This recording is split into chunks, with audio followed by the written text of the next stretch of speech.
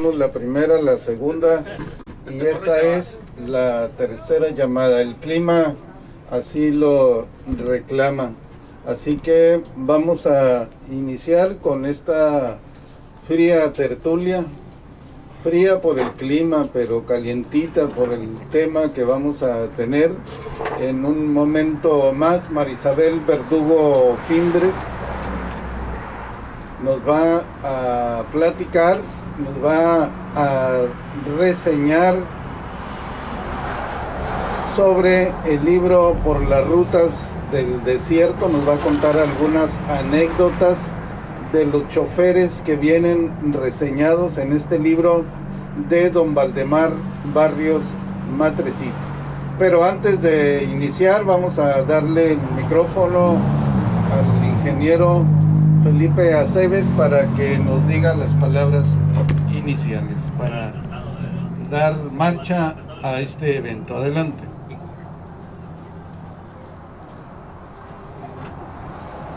Pues primeramente muchas gracias a los que están aquí presentes y a los que nos están viendo por ahí en una forma u otra por internet. Agradecerles y reiniciamos en este espacio cultural, reiniciamos las sesiones terciales. Le pegó el aire y se quedó así, como que se caía, como que no se iba. Sí, bueno, ok. Y reiniciamos lo que son las tertulias de los viernes. En especial aquí también a Marisabel, muchas gracias por atender a la invitación aquí de Manuel y de los tertulianos, el venir a compartir esta experiencia que tuvieron hace mucho tiempo la gente que se atrevía a meterse al desierto, ¿verdad? Y pues bueno, por causas que pues bien conocemos, ¿verdad? De que la comunicación de una forma u otra pues era terrestre, no había más que no había ni tren. Y pues aquí de una forma u otra vamos a seguir colaborando y estando aquí esperándolos a que se reincorporen. A lo mejor el clima dicen que no es un poco o que no es aceptable para estar aquí, pero vamos a hacer lo mejor posible. La plática que esperemos que te sientas a gusto. Bienvenida nuevamente, Marisabel, y pues por mi parte les agradecemos a todos, ¿verdad? Muchas gracias. Muchas gracias por estas palabras introductorias y de bienvenida para nuestra expositora de esta noche. Comentarles que el próximo viernes tenemos también presentación de libros. El escritor tijuanense Pedro López Solís vendrá a presentar un libro que se llama Río 12. Así que están invitados. Luego tenemos a Tomás Osuna de Los Algodones y así una serie de presentaciones de libros. Esperemos que el clima ya esté mejor en las próximas, pero dice aquí Julián que todavía falta un mes de frío, así que pues hasta que llegue la primavera. Mientras vayan sacando sus leños y haciendo su lumbradita, porque es la única manera de tolerar este frío. Como ustedes saben, Marisabel Verdugo Fimbres es licenciada en Historia por la Universidad Nacional Autónoma de México. Ya ha ocupado algunos cargos, como actualmente el de cronista de la ciudad de Mexicali, pero ha estado también trabajando para el archivo del estado de Baja California, entre otros cargos, y tiene una serie de publicaciones que sería largo enumerar. Yo creo que nos vamos directamente sobre la reseña que nos tiene preparada esta noche. Adelante, Marisabel.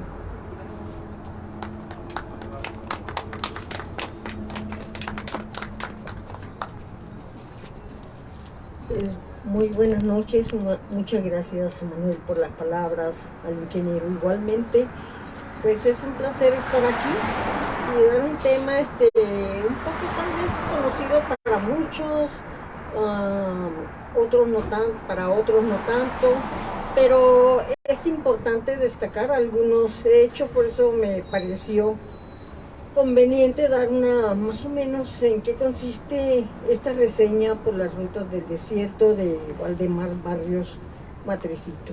Entonces, pues quiero empezar, pero sí me voy a dar ¿saben qué? Me parece que está mejor.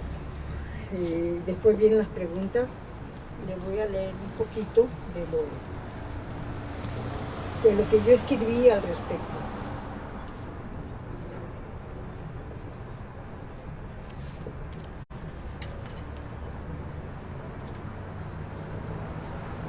Y empiezo diciendo así: en esta noche, dejando un poco de lado el estilo formal de los temas que presento, me quiero referir a unos acontecimientos locales que ocurrieron por los años de 1928 a 1942, cuando no existía aún el camino entre San Luis, Río Colorado, Sonoita, Caborca, Altar y lugares aledaños. Intitulé esta charla Relatos y anécdotas de choferes del desierto, recordando unas páginas de nuestra historia local y regional a través de Valdemar Barrios Matricito, cuya información está básicamente tomada del libro de Valdemar, denominado Por las rutas del desierto. El acerto de este autor fue recoger testimonios orales de aquellas personas que aún vivían en los años 70 y quienes transportaron pasajeros, correspondencia y mercancías en aquellos años, utilizando carros de la época en condiciones muy difíciles porque no había una carretera o un camino señalado. Con estos automóviles, denominados diligencias, dichos choferes abrieron camino en lo que se convirtió posteriormente en la carretera federal que hoy todos conocemos, sufriendo calores, fríos, hambre, sed, enfermedades, insolaciones y asaltos, así como descomposturas de los carros, desde calentamientos de motor y ponchaduras como mínimo. Quiero hacer énfasis en las odiseas, tragedias y aventuras de aquellos hombres que se atrevieron a cruzar el desierto en sus Buicks, Cadillacs, Studebakers, Chevrolet, etc. Carros de moda y puestas al servicio de las localidades entre San Luis hasta Nogales, cuyo recorrido tardaban en cruzar desde 28 a 36 horas si bien les iba, según estuviera también el terreno y el clima. Tal vez muchos de los presentes conozcan este librito y otros no. Como les decía, la primera edición, a renglón seguido lo escribió don Valdemar, cuya importancia en mi concepto radica en que menciona sitios naturales,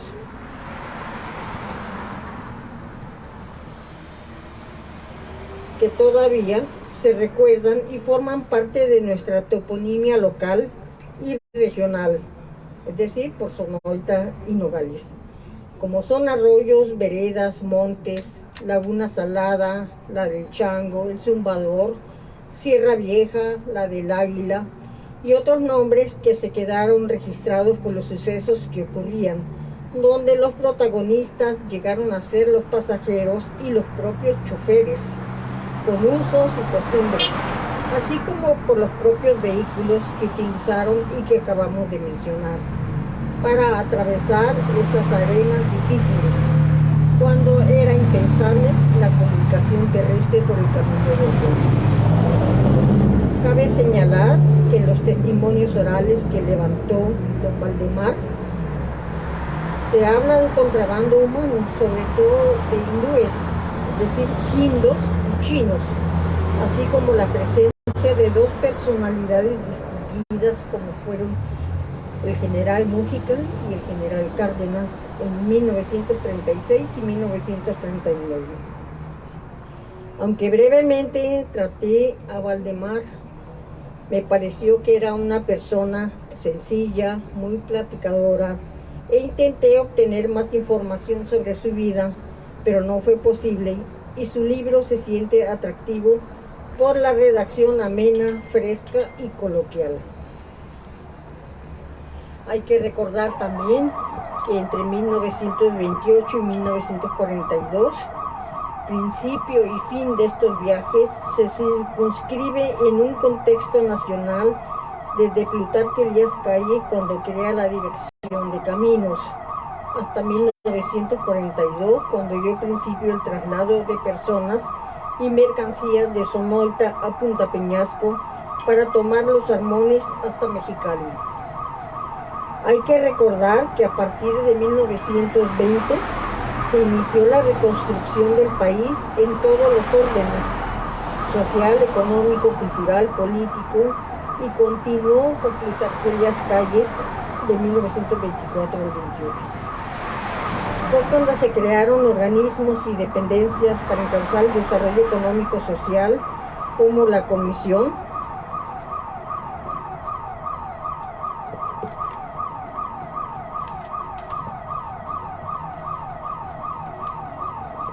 Comisión Nacional de Caminos en 1925. Pero en 1932 esta comisión pasó a llamarse Dirección Nacional de Caminos, incorporada al SCOP, y por acuerdo presidencial se firmaron convenios de colaboración con los gobiernos estatales y municipios en la planeación y construcción de caminos estatales o interestatales. De esta manera, las principales vías del centro del país fueron tomadas en cuenta. Aquí en nuestro estado, la franja del desierto de Altar no fue incluida aún. Sin embargo, hacia 1928 en Sonoita se organizó el camino procarretero Santana-Mexicali con la idea de unir a las poblaciones terminales de San Luis, Sonoita y Caborca. Este comité se formó el 26 de febrero, pero un año antes ya se trabajaba en la carretera Magdalena-Hermosillo, que se entroncaría a la carretera del noroeste, es decir, de Nogales a Guadalajara. Uno de los proyectistas fue el general Jesús González Lugo, le decían Gonzalitos, a quien uno de los entrevistados por Valdemar menciona en su libro. Asimismo, los empresarios sonorenses solicitaban se construyera la carretera en el distrito de Altar. Yo para entender un poco la situación de por qué utilizaron estos carros los señores, estas diligencias, me metí un poquito, pero pues yo no entendía mucho, los dejo en blanco un poquito, pero menciono que los Cadillacs y todos esos carros empezaron su producción a partir de 1902 y 1909. Un carro muy importante era el Studebaker, que es holandés, o sea, es un apellido holandés, cuyo personaje pues empezó a fabricar este tipo de carros, que quiere decir, según lo que yo encontré, sinónimo de calidad, y varios modelos que a lo mejor ustedes han oído, como el Ford, el Six, Big Six y el Special Six. Estos modelos se mencionan mucho aquí y son las diligencias que pasaron por el desierto, con motores potentes de 6 cilindros y hechos en un solo monobloque. Hacia 1925 se habían hecho 102.732 unidades, así como otras marcas menores. Pero en 1935 le modificaron con suspensiones delanteras e independientes. Escribe un poquito así sobre, resumidamente, porque son los que los choferes platican de estos acontecimientos y cómo estaban los motores, cómo los tenían que arreglar, utilizando la inteligencia, utilizando lo primero que tuvieran a la mano en el desierto, así como otras marcas menores. Pero en 1935 le modificaron con suspensiones delanteras independientes. En un principio, el objetivo fue construir carrozas y carruajes de los Studebaker.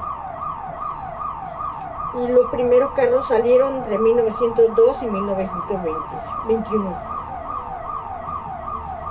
Entonces, más o menos hacia 1954 estos carros dejaron de producirse. Bueno, lo último cerró la fábrica en 1957.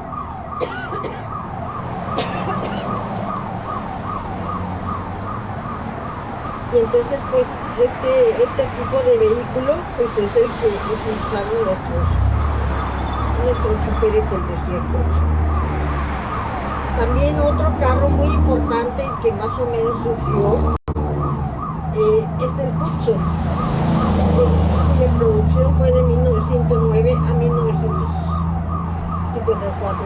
Quiero decir que en los años cuando estos choferes cruzaban el desierto con estos carros, muchos de los carros no eran ni tan viejos, eran buenos carros.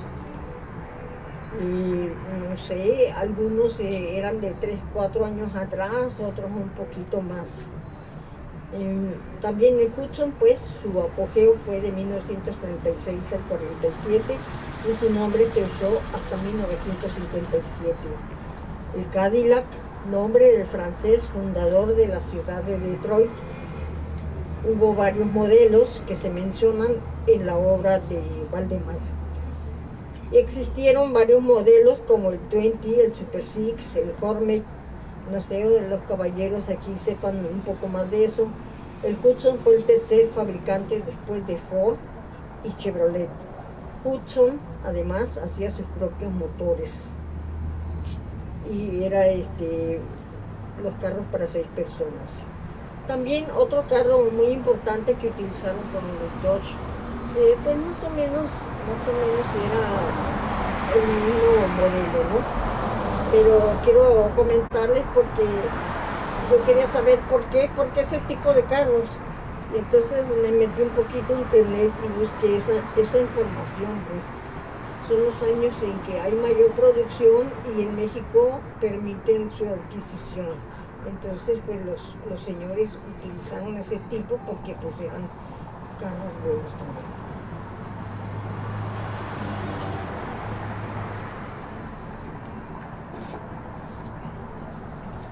Bueno, entonces ahora sí, quiero remitirme, don Valdemar hace 2 listas muy importantes de aquellos choferes del desierto. Una de ellas consta de 21 personas que son a las que entrevistó, ¿sí? Que todavía vivían hacia 1975. Se los voy a mencionar porque estas personas tuvieron unas experiencias notables porque transportaron además los personajes de la época, y de los fallecidos hizo solamente su mención y a veces alguna anécdota de alguna persona que se acuerda de que le había sucedido. Uno de ellos es pues don Valdemar Barrio Matricitos, muy importante porque además, aparte de pasar pasaje, él fue el primero que el sistema postal de traer y fue el último en cerrar el ciclo del transporte entre San Luis y Sonoita. ¿Por qué? Porque ya se venía todo de Sonoita a Peñasco y de Peñasco a Mexicali en el 42. Entonces, tenemos a Valdemar, a David Castillón, que don Valdemar le decía mi Dani, Andrés Jaramillo, mi Jara, el Mundo de la Rosa, el Pulguiento, Eugenio Molina, el Queno, Benedicto Araiza Venedo, Miguel Corrales Navarro, a quien yo entrevisté para un trabajo sobre San Luis, el señor Miguel, amigo de mi papá, Ramón Araiza Parra, el Moncho, Francisco León, no sé por qué le decían el Clavel, bueno, está muy raro, ¿no? Telmo López, Vicente Joy Garay, le decían el Sarpullido, y definitivamente le dicen pues que era odioso y repulsivo por su carácter. Y una vez que se quedó en el desierto, Valdemar platica que pues regañaron al que lo rescató, porque era así como muy déspota, no sé, pero lo regañaron feamente porque era muy malagradecido. Tenemos también a Gilberto Herrera, el flyer, de mucha importancia, Salvador Martínez, el guacho, José Luis Quiñones, Alberto Salazar, el Beto, Juan Bustamante, Juan Contreras, el Gindo, Cándido Mesa, Florencio Villalobos, Gregorio López el Goyo, Teófilo Rico. También don Valdemar menciona que había otros, pero que no sabía si vivían o no. Y también en este proyecto del 28 al 42, estos choferes troqueros hacían el servicio postal. Pero antes de que estos señores empezaran a hacer este servicio, entre los más antiguos, más que ellos, está Manuel R. Domínguez, Juan Mesa y Jorge Morache, quienes salían de Nogales.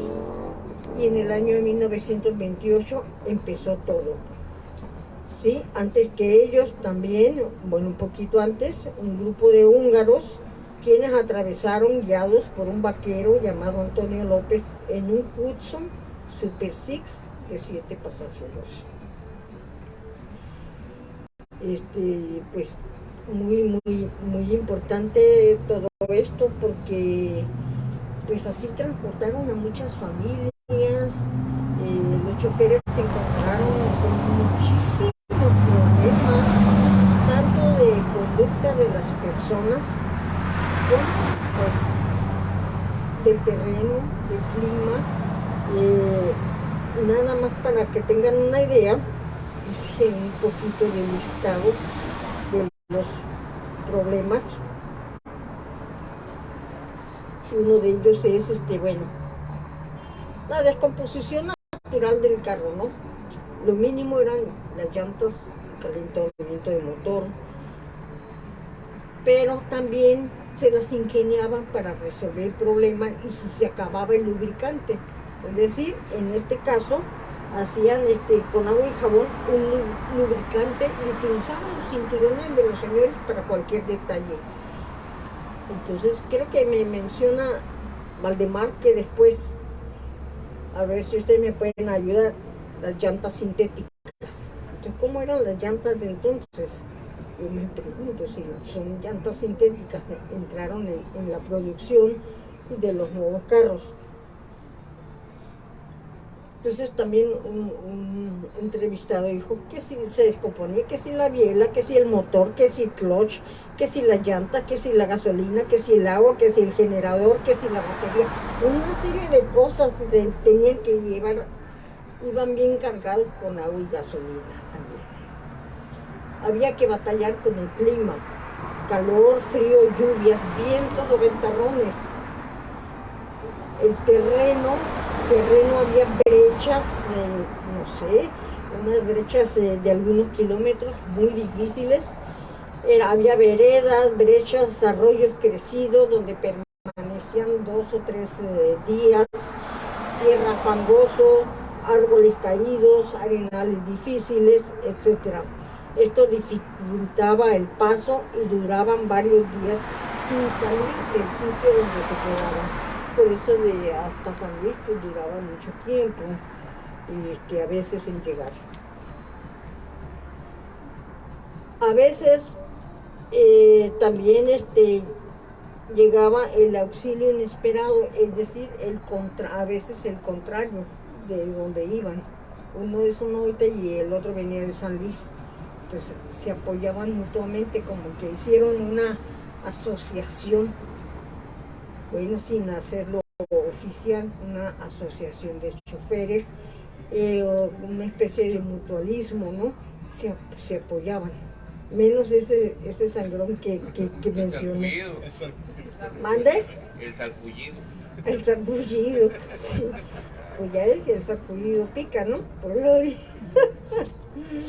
Bueno, también, pues no faltaban los vaqueros que pasaban con el ganado y que pasaban, borraban las huellas de los caminos, y entonces los choferes tenían que tapizonar, ¿sí? Bajarse y a tapizonar para que pudiera pasar el carro, ¿sí? Y así, o sea, en un tramito de 5 kilómetros duraban varias horas en sacar adelante todo. Es más, dice aquí sí le puse, arreglaban los caminos cada 50 metros más o menos.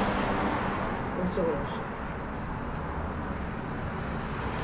También cuentan algunos choferes que había contrabando humano, sobre todo, como ya les mencioné, los hindos y los chinos, pero también había empistolados, ¿sí?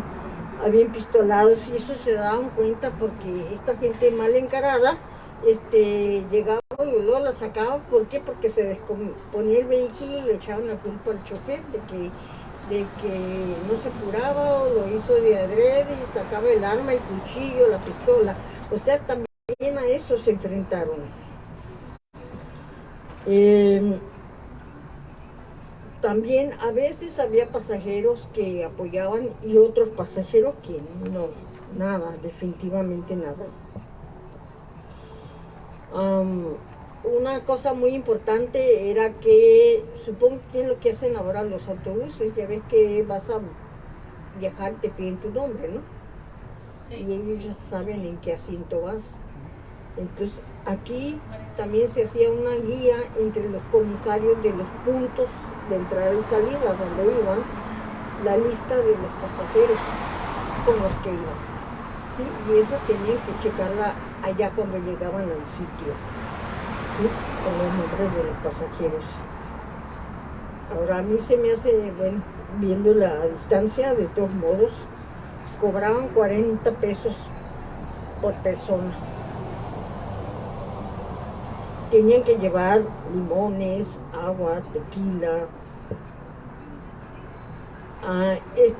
Quiero comentarles que el señor Kindo menciona que en su primer viaje se le descompuso y necesitaba un palito de algo para arreglar no me acuerdo qué, arreglar algo del carro. Y entonces esos vehículos traían viseras de palo chino, creo que es más fuerte que el palo fierro, no sé. Entonces se dieron cuenta que traía la visera, se la quitaron y pudieron arreglar el carro y siguieron. Pero yo es la primera vez que oigo palo chino, sí, aparte de que se usa en la medicina. Pues esas son las dificultades con las que se enfrentaron nuestros choferes. Yo quiero comentar también, hice un listado muy importante. Entre Sonoita y San Luis hay 23 sitios, unos porque ya están, y otros por el accidente, por la ocasión, por el acontecimiento que sucedió. Entonces aquí tengo registrado La Brecha de los Dos Hermanos, El Zumbador, Tajitos, Campo del Águila, no sé si es lo mismo el Cerro del Águila ahorita, actualmente, Banco de Diputado, el Banco de los Húngaros, el Banco de los Hungaritos, el banco porque es un banco arenoso, ¿no? Donde se atascaban constantemente. Doña Victoria, La Joyita, La Joya, Sierra del Viejo, La Salada, creo que es una laguna a 25 kilómetros de Sonoita viniendo para San Luis. Arroyo del Batamote o Arroyo de los Alacranes, La Brecha, cerca de la línea divisoria, y era la que consideraban la más feroz de los tramos que había que pasar. Muy difícil por la arena.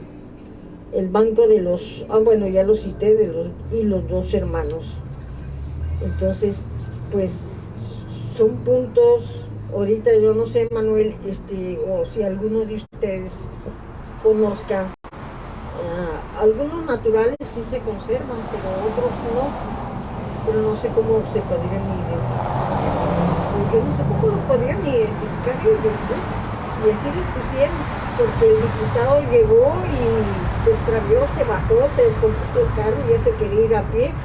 Pues no, los regresaban, y todos arrepentidos, llorosos.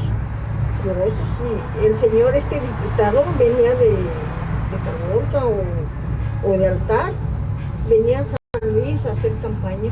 Pues no, se regresó y ya se olvidó de San Luis. Sí, entonces, y el banco, en el banco de arena. Sí, pues entonces yo creo que hay que recordarlo, ¿no? Como anécdotas. Se siguen regresando todavía. Ah, sí. Y no precisamente por los caminos del mal estado. No te oí bien. Que muchos se siguen regresando y no precisamente por los caminos del mal estado. Ah, sí. Bueno. Bueno, Jugamos a la roña a balazos. me permití transcribir unas pequeñas, porque es muy largo, vale la pena leer el libro, me permití hacer unos extractos, no de todos los entrevistados, se las voy a leer. De Juan Contreras Delgadillo, el Jindu, tenía 66 años de edad. Suponemos que hacia 1975, que es cuando lo entrevistó Valverde. Originario de Hugues y radicado en San Luis desde 1952. Fue velador de la yarda municipal durante muchos años. En 1928 hizo su primer viaje como chofer en un vehículo propiedad de Mundo de la Rosa, quien tenía un Buick modelo 1925 y le gestionó licencia al Gilbert.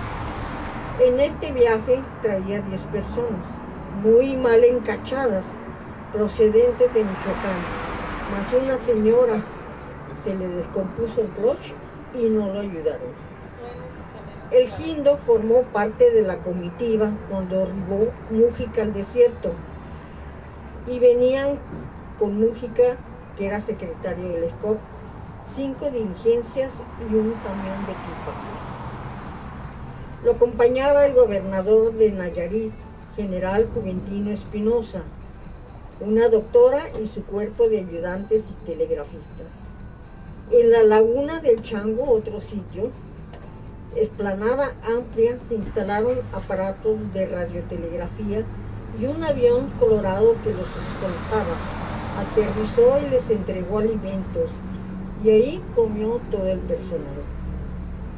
De allí se dirigieron al arroyo del Batamote, donde volvieron a instalar los aparatos radiotelegráficos para hablar a Hermosillo y a Mexicali.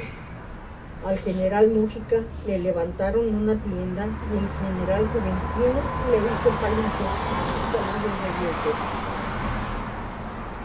Y pusieron un letrero: aquí descansó el general Mújica. De este arroyo y rumbo a San Luis, en medio está el Zumbador. El testigo decía que Mújica pronunciaba que este desierto iba a dejar de ser peligroso, y tiempo después se establecieron 3 postas, así dice el informe, de agua al ponerse tambos de 200 litros y los abastecían Nabor Flores y Pomposo Matos.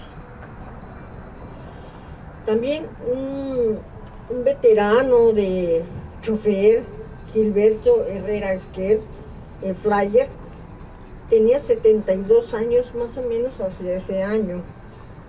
¿Por qué? Porque les digo que hasta ese año, porque es cuando en el 75 ya empezó a publicar don Valdemar en Tribuna estas notas, y después sacó el libro en el 77.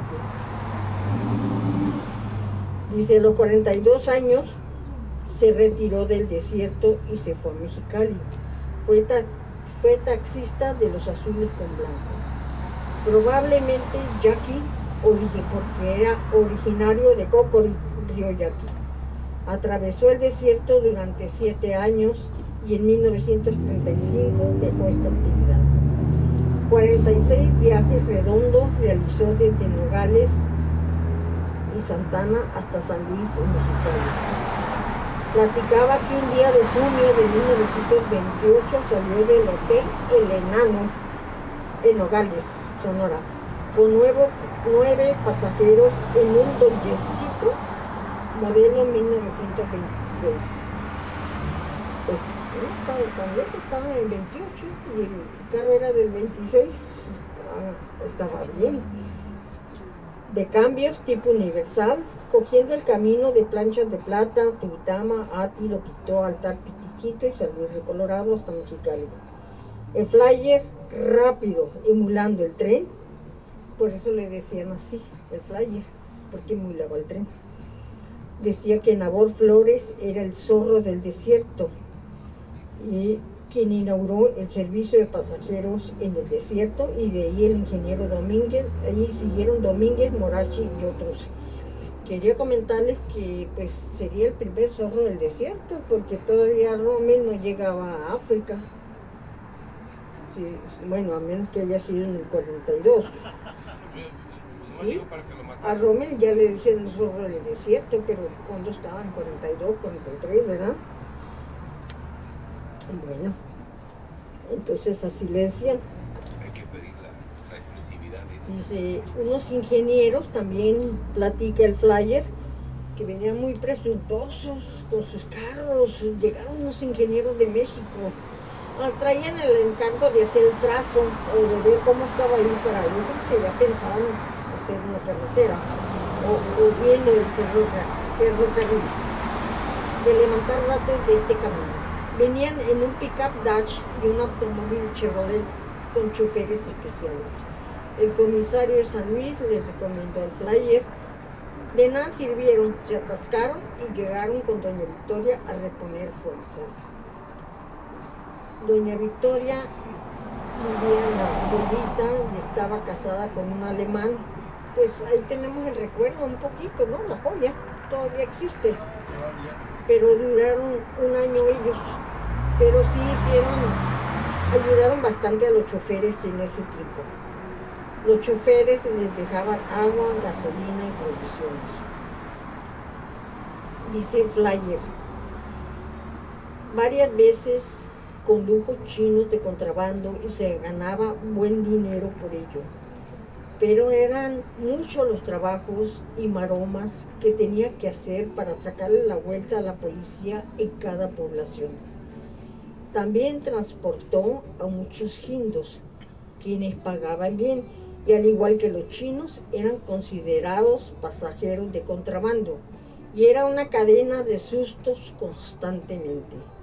Entre estos pasajeros se trajo a Mexicali a un señor Mauricio, del que no recuerdo su apellido, pero dueño de la mueblería Monterrey. Lo disfrazó de negro con un pantalón de pechera, un sombrero de petate, un pañuelo rojo en el pescuezo y la cara completamente embadurnada de hollín, de corcho, así como las manos y todo lo visible, bajo la condición de que no hablara absolutamente con nadie, y ese pasajero le pagó $600. No dice más, no, nomás dice eso, no sé en qué acabó. Otro señor, dice Daniel Castillón Herrera, originario de Guadalajara, Jalisco, de 68 años de edad. En 1975 ya reside, en 1975 y residente en San Luis desde 1939. Mecánico de profesión, ex delegado de policía de Luis B. Sánchez y en el Golfo de Santa Clara, y ex jefe del Departamento de Tránsito Municipal de San Luis.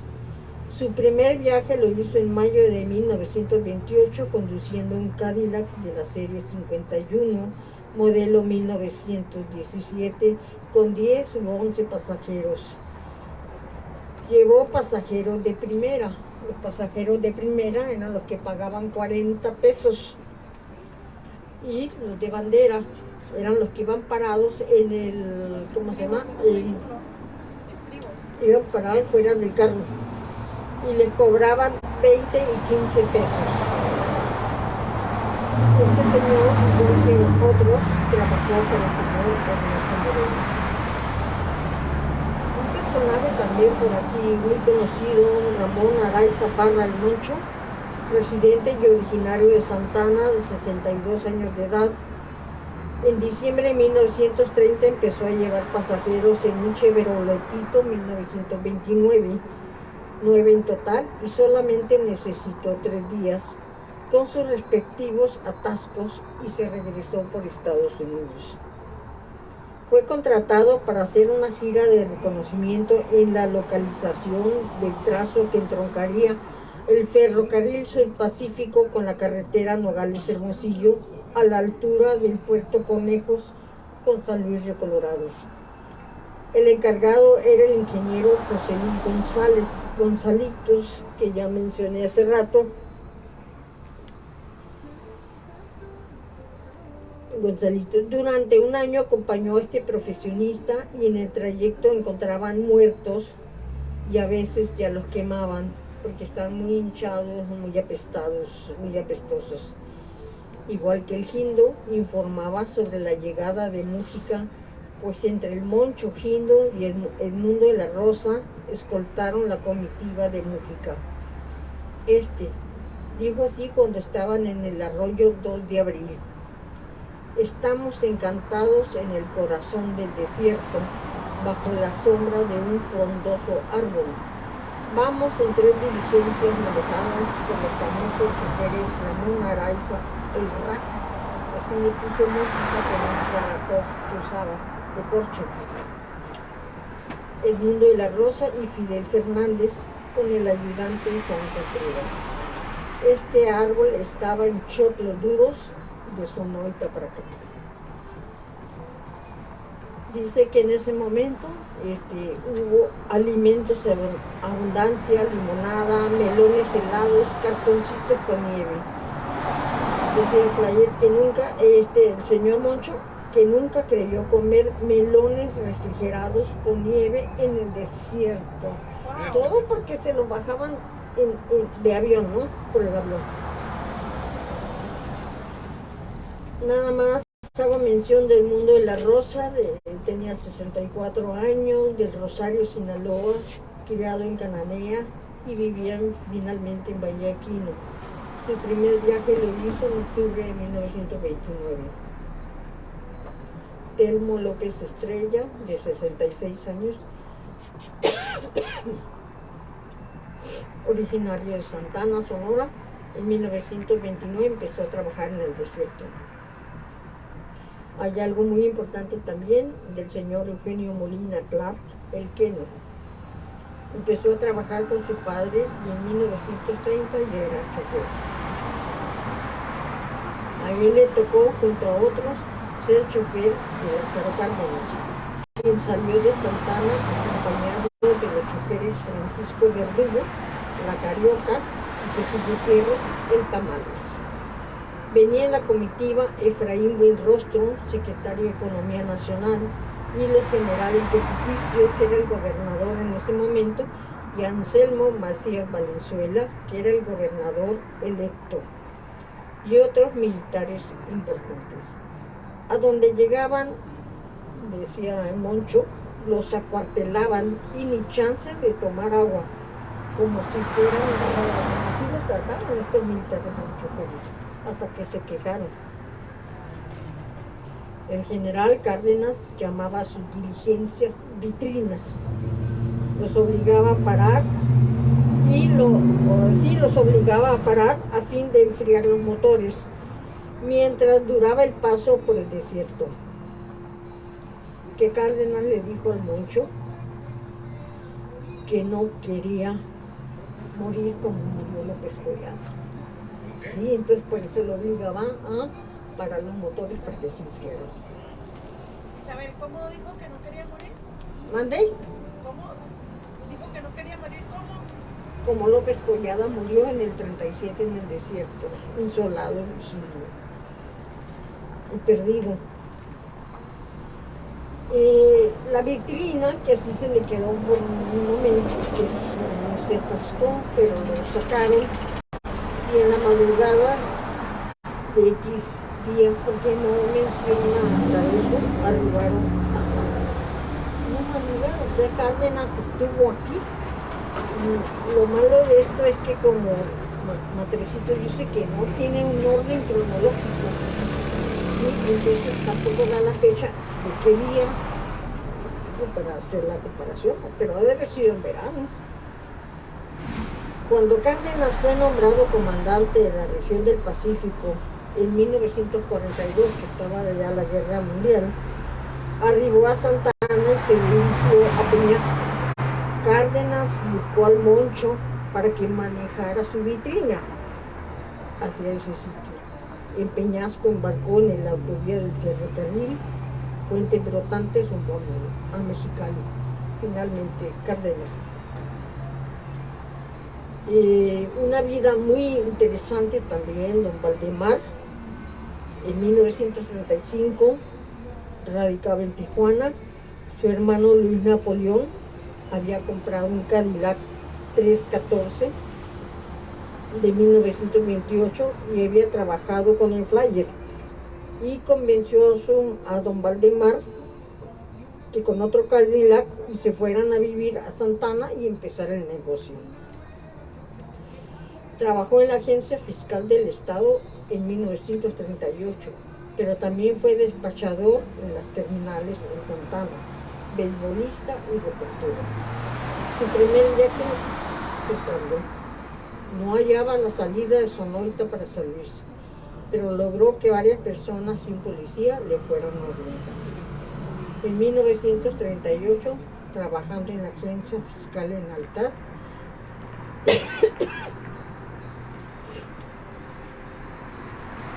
llegó Melquiades Salinas, entonces secretario del SCOP, para que lo llevara al desierto de Altar. A Matrecito le tocó ya los últimos tiempos, empezaba a funcionar el tren de Puerto Peñasco a Mexicali en Armonía. Las diligencias llegaban a Armonía y de ahí a Puerto Peñasco o bien en autobuses de transporte norte de Sonora. El tramo San Luis Sonoita a partir de 1942 ya lo habían cerrado. Y así pasó muchos años hasta que se inició la construcción federal de la carretera federal hacia 1948, después de la Segunda Guerra Mundial. Pero también hay que... Valdemar. Gracias. ¿Quieres que le abra? Sí, por favor. Valdemar, aunque ya se había... Gracias.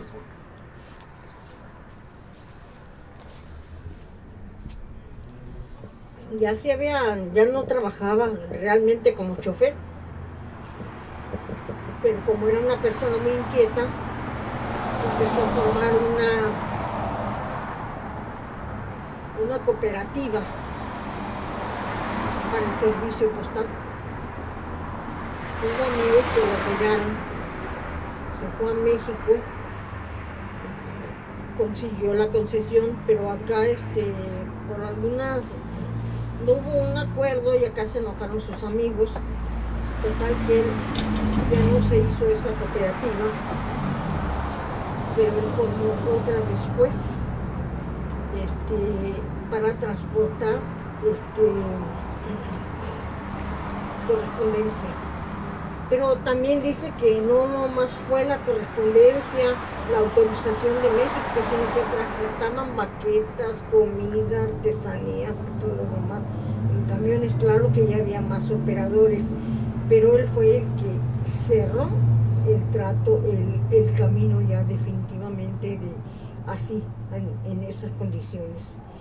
Pues esto es un pequeño relato porque vale la pena leer el libro, sí. Hay muchas cosas históricas, muchas historias, mucho que contar, mucho que comprobar, entender el contexto, pero para mí es muy valioso el libro, nos abre otra perspectiva. ¿Y qué pasa en San Luis? Pues es una comisaría, va creciendo, hay ciertos problemas entre el 28 y 35, hay problemas de límite con Sonora, con Baja California, y pues es otro contexto, ¿no? Aquellos señores que están luchando por hacer un servicio. Y pues hasta aquí dejo todo y pues espero sus preguntas. Muchas gracias por escucharme.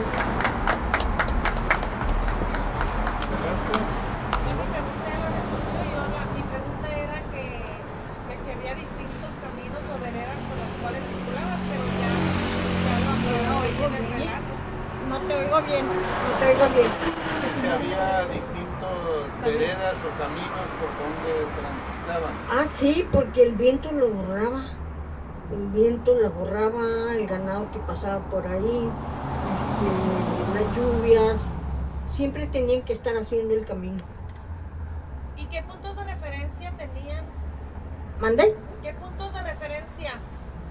¿Cómo ellos, aparte de Los naturales. de los naturales? Sí. Por algún ¿Cómo se acontecimiento, porque por ejemplo el del diputado, porque ahí X lugarcito, ahí sufrió el accidente y provocó un escándalo. Una ¿Sí? falta.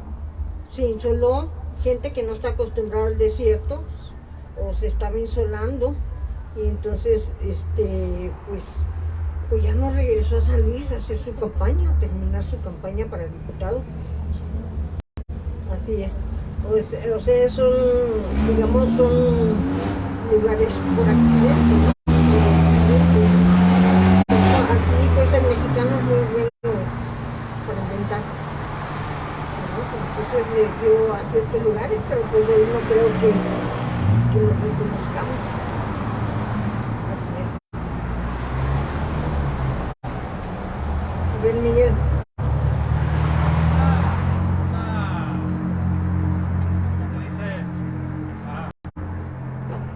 Una observación y una pregunta. La observación es que los puntos naturales todavía existen y me extraña un poco porque pues, estaban muy lejos de los buenos caminos, excepto por una cosa: para brincar la sierra nada más había un lugar o hasta cerca de Puerto Peñasco, que viene siendo por los vidrios. Yo me imagino que esas por ahí sí pasaban todos, porque los vidrios, por cierto, creo que los vidrios, si mal no recuerdo, por ahí una anécdota dicen que se llamaba, porque ahí se quemó un cargamento precisamente de licor de contrabando y quedaron nada más los vidrios de las botellas ahí cuando explotó todo. Tengo entendido que por eso es. Los alacranes no es un arroyo, es una cuesta. Es la cuesta que está antes, viniendo o pasando de aquí para allá de los vidrios, que se llama la cuesta de los alacranes. Y el zumbador está poco más allá. El zumbador es una especie de, como está entre cerros, es una especie de cañón donde el aire sopla muy fuerte. Hasta la fecha es un lugar muy peligroso. Ahí los trailers cada rato voltean. Está casi entre los últimos cerros allá, que es lo que forman el cañón. Cañón. La laguna del Chango pues está muy lejos. La laguna del Chango está pues más o menos a la misma altura de la laguna Prieta, pero más hacia allá. Era una laguna más pequeña. Y la laguna Prieta pues ya sabemos, pero la laguna Prieta pues está para acá, muy entre las dunas.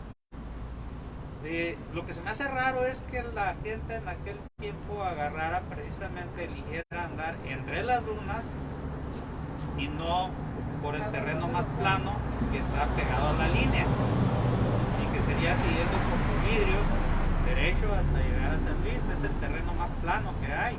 ¿Por qué? Porque ahí no hay arena, no hay dunas, es casi pura, hay mucha maleza desértica, ¿no? Hedionillas y gobernadoras y cosas por el estilo, pero hay mucha maleza, es la parte más plana. En cambio ya por donde está la laguna del Chango y la laguna Prieta, pues es entre las dunas en realidad. Para llegar a la laguna Prieta tienes que atravesar algunas dunas. Y la otra es, todas esas, Ya el arroyo pues está mucho más para acá de la sierra de Rosario, de donde está Zacarías, el cerro de Zacarías, que es el primer cerro yendo de aquí para allá, está como a 1 kilómetro, está el arroyo, todavía está ahí el arroyo ya seco, ya el puro cauce, ¿no? Todavía existe ese arroyo. Pues yo he tenido la suerte de andar por todo el desierto para arriba y para abajo, he atravesado de la Laguna Prieta hasta el Bahía Aldair y ya hasta la Sierra del Rosario, ¿no? Los locos del desierto que nos íbamos a tirar a perder. Mi pregunta es, ¿ese servicio de diligencias del que habla Matrecitos era de Sonoita a San Luis o desde Hermosillo? Porque había diligencias que salían desde Hermosillo en ese, sí, no sé si sería de Sonoita, de Santana, de Caborca, desde dónde, porque no había carretera todavía, todo eso. No había, realmente era a veces empezaban en Nogales o en Santana, San Luis, pero había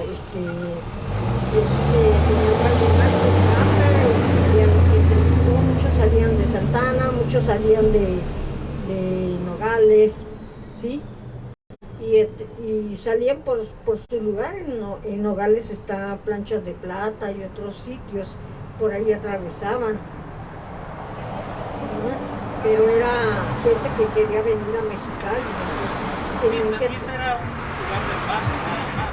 Sí, porque la tirada era llegar a Mexicali en la mayoría de los casos. también platican aquí uno de los entrevistados, es que una vez pasaron la panga, la agarraron de noche, pero tenían que llegar a Mexicali. Con muchas dificultades pasaron y después otro día los regañaron, porque en la noche los pangueros cierran o no pasaban carros, ¿sí? Entonces Era peligroso.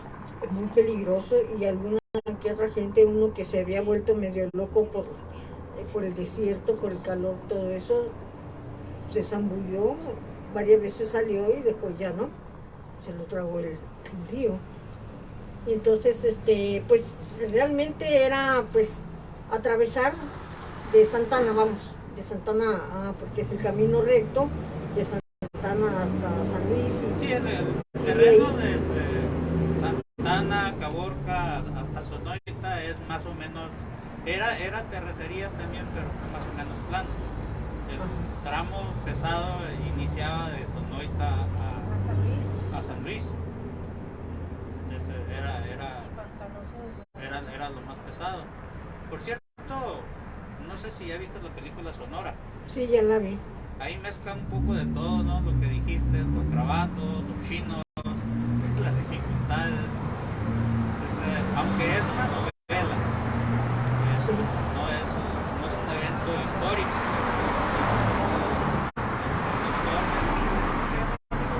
Pero sí la filmaron en el Pinacate también, Sí, en algunas sí. partes de las dunas. Sí, en algunas partes de las dunas y obviamente la parte más blandita, ¿no? Y tiene mucha licencia artística, ¿no?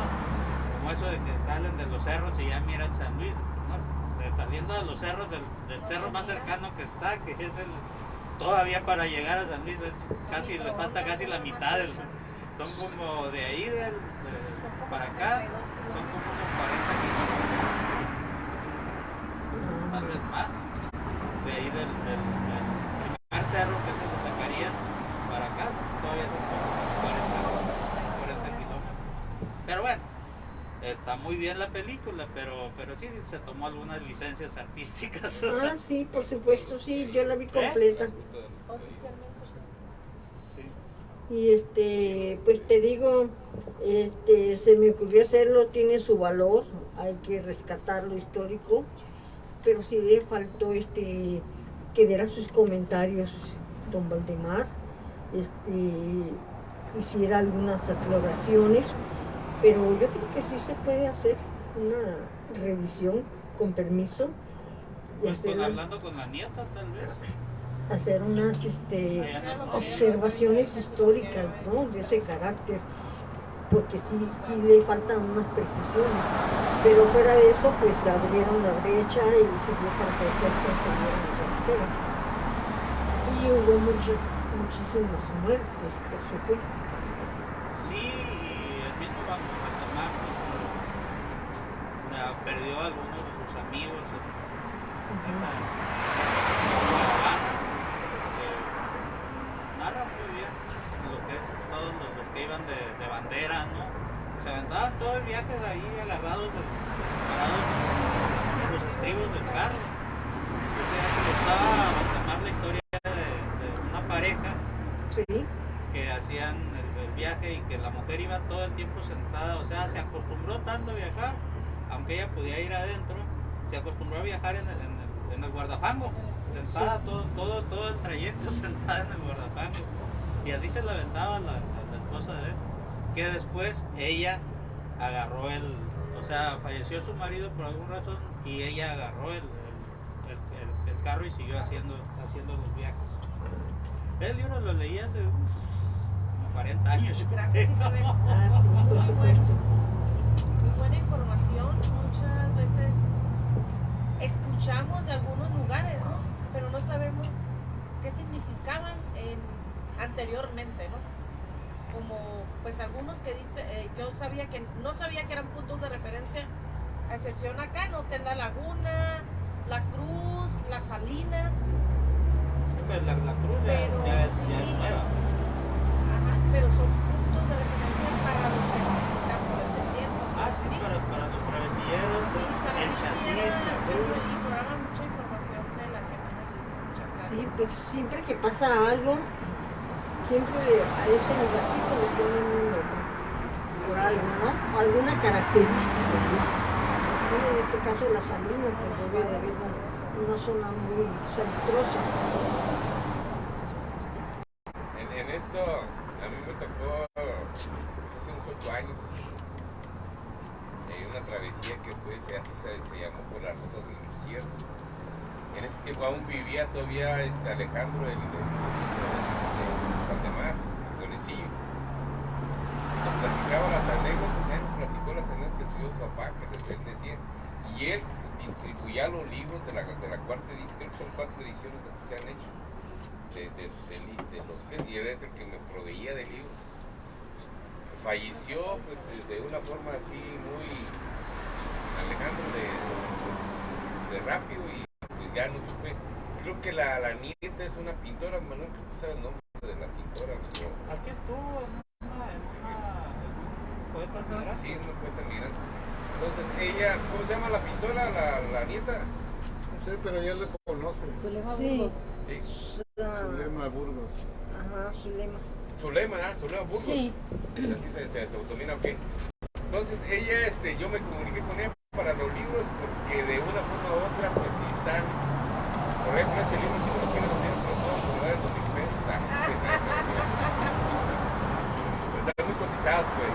Sí. Entonces, digo, en ese trayecto, esa travesía, 2 días, así le hicieron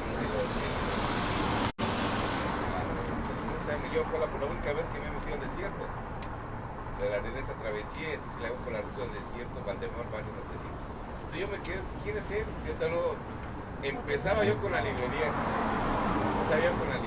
Pero no tenía yo muchos datos acerca de escritores ni nada de eso. Estoy hablando hace más o menos de 9 años. Esa historia y todo eso para los travesilleros ha de estar bastante ¿Mande? interesante, muy relevante para los travesilleros, Ah, sí. a los que se dedican a las travesías, ¿no? Que toda esa información habría que hacer una reimpresión de los libros para distribuírselas como parte de la historia de ellos. Sí. Sí, pues vale la pena hacer una revisión y comentarios críticos positivos al libro, ¿no? Lo que está aportando Valdemar, lo que está aportando con esas entrevistas que hizo. Por eso en muchas partes pues no da muchas explicaciones. y tampoco habla mucho de sí mismo, más que lo que puede sacar del trabajo y cómo empezó su servicio postal. Ajá, y sí, valdría la pena, ¿eh? Es un trabajal con este libro. Porque ya el libro de Manuel Cohen de Cobalto, pues ya está bien comentado. Fue umpire muchos años aquí en San Luis. ¿Mandé? Fue umpire. Sí. Muchos años de béisbol. Fue umpire, ahí lo conocí yo y ya después lo conocí cuando la cooperativa de periodistas que se hizo. Era presidente, fue presidente del tiempo. Ahí estaba Miguel Ángel Moreno Cota y estaban varios ahí cuando sacaban un semanario que se llamaba Horizonte. Ese lo imprimíamos ahí donde yo trabajaba, en el proyecto donde yo trabajaba. Me tocó conocerlo. Una persona muy anecdótica, muy a todo dar. Sí, yo lo traté poco, pero me cayó bien el señor. Fui a su casa, pero ya no me acuerdo. Hace más de 40 años, ¿dónde vivía? No sé si por la Félix Contreras o por dónde vivía. No recuerdo. Es bien anecdótico, por ejemplo, en la película Sonora, cuando lo proyectaron aquí en el Teatro Río Colorado, que vino el director de la película y dio las anécdotas que pasaron, que hasta les tocó una tormenta de desierto. Muy bien. Sí, negro. Hablaba del carro, que era un Buick, Sí, un Buick. ¿Era un Buick? Y ¿Todavía lo tiene? que consiguieron un Buick en la Ciudad de México de esos coleccionistas de autos y que pues no quería que le pasara nada al Buick y que hizo una réplica con un chasis de una camioneta Dodge de esos dobles.